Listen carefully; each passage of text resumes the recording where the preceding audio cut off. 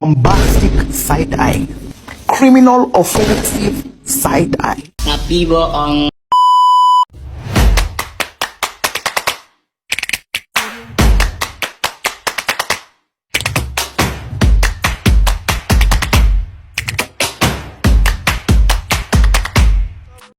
Halo, perkenalkan nama saya Irma Tansi Aulia Sitorus. Saya mahasiswa Unika Prodi PGSD. Di sini saya akan menjelaskan tentang materi wujud benda dan perubahannya dengan dosen pengampu Ibu Darinda Sofia Tanjung, MPD. Penasaran kan dengan materinya? Mari kita simak bareng-bareng ya. Check it out. Wujud benda dan perubahannya. Mengenai hal wujud benda, saya ingin bertanya, apakah kalian pernah memakan es krim? Nah, sebelum es krim itu mencair, bagaimana bentuk es krim itu semula? Dan setelah mencair, bagaimana bentuk es krim tersebut?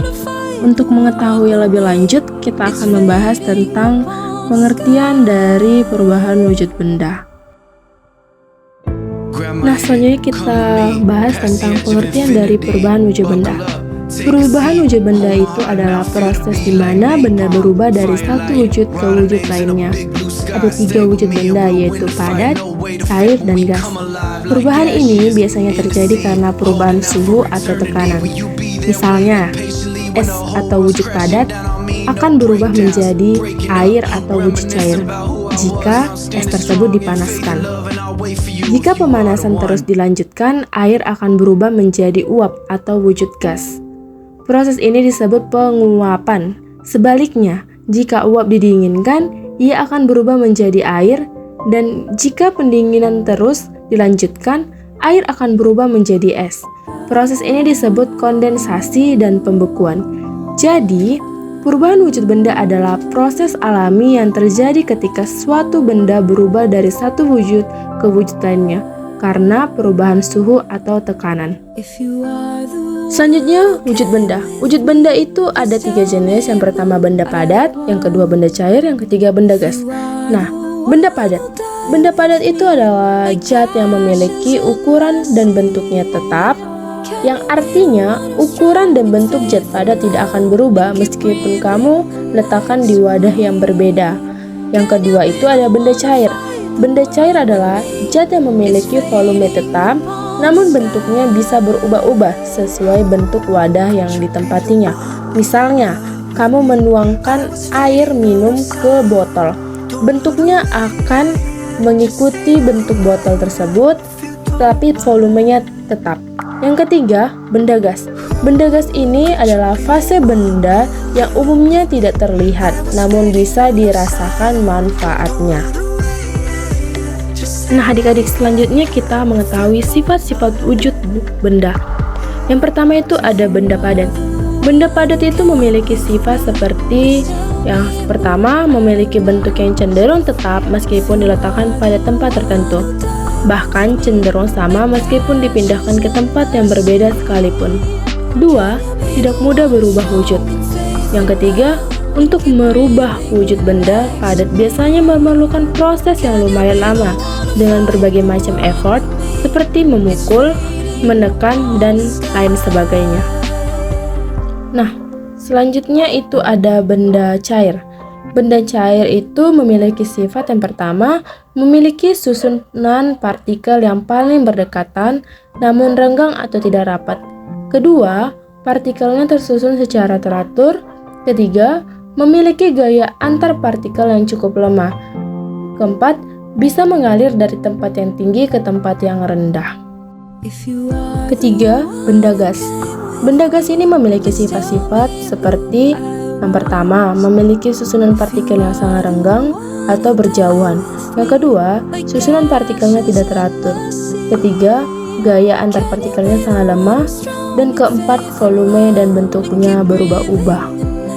Perubahan wujud benda itu memiliki bagiannya, yaitu dapat menguap, mengembun, membeku, mencair, mengkristal, dan menyublim.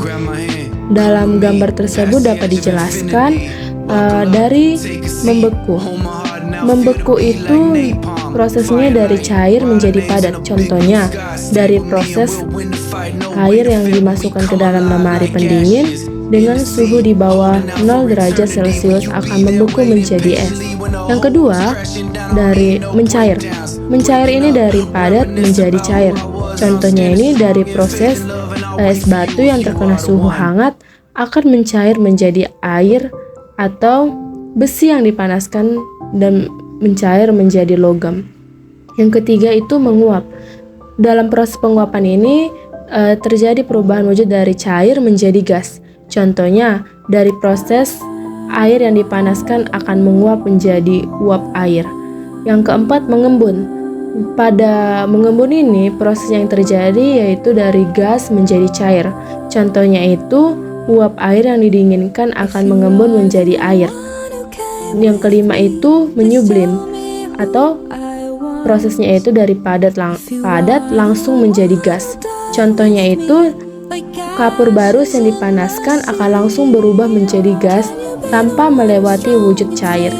Yang keenam itu ada mengkristal atau deposisi, yang itu dari gas langsung menjadi padat. Contohnya itu uap air yang didinginkan secara tiba-tiba akan langsung berubah menjadi es tanpa melewati wujud cair. Nah adik-adik, dari penjelasan soal materi perubahan wujud benda tersebut, coba kita berkaca dari kehidupan lingkungan sehari-hari kita. Adakah yang sesuai dengan penjelasan kakak tadi yang mengenai perubahan wujud benda?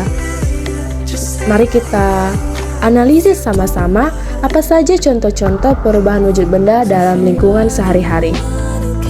Oke, contoh pertama yang kakak ambil, yang pertama itu membeku.